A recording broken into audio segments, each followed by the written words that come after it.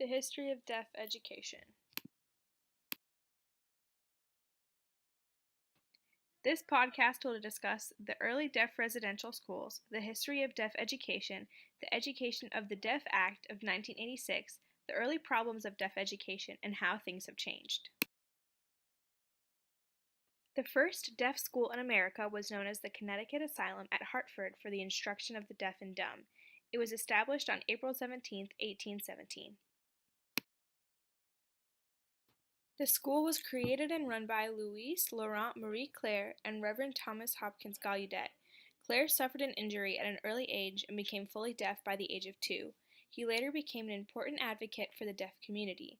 Gallaudet paved the way for the use of signed language. He was, like Claire, a huge advocate for the deaf community. As with most disabilities in the early 1800s, deafness was severely misunderstood.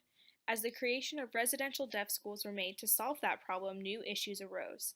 One of the biggest problems faced by the deaf community was the decision made at the Milan Conference.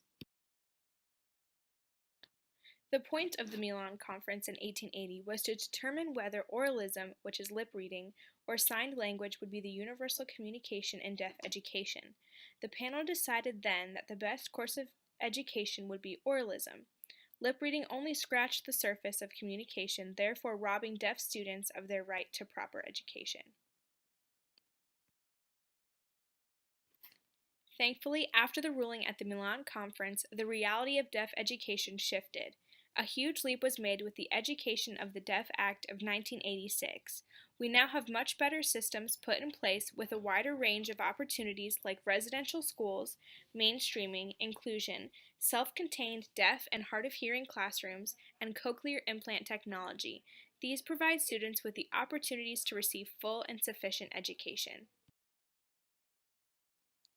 In 1986, Senator Lowell P. Wicker worked to pass a law that would work towards creating a more stable environment for the deaf community.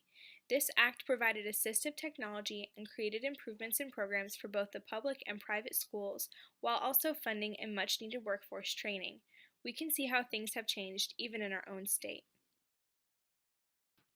The South Carolina School of the Deaf and Blind was founded by the Walker Foundation, a nonprofit organization in South Carolina. The school houses 250 students full-time while reaching over 14,000 students statewide through outreaches and events. The school creates instruction resources for not only their own school, but for deaf programs across the state. The school also has a retail training facility on campus, which is intended to prepare students for outside life. It is easy to see that the deaf education system has had its fair share of trials, but it is even easier to see just how well the deaf community has adapted and overcome them. It is because of people like Claire and Gallaudet and groups like the Walker Foundation that have made such fulfilling education possible. Though the deaf educational system is nowhere near perfect, these people give us hope for the advancements to come.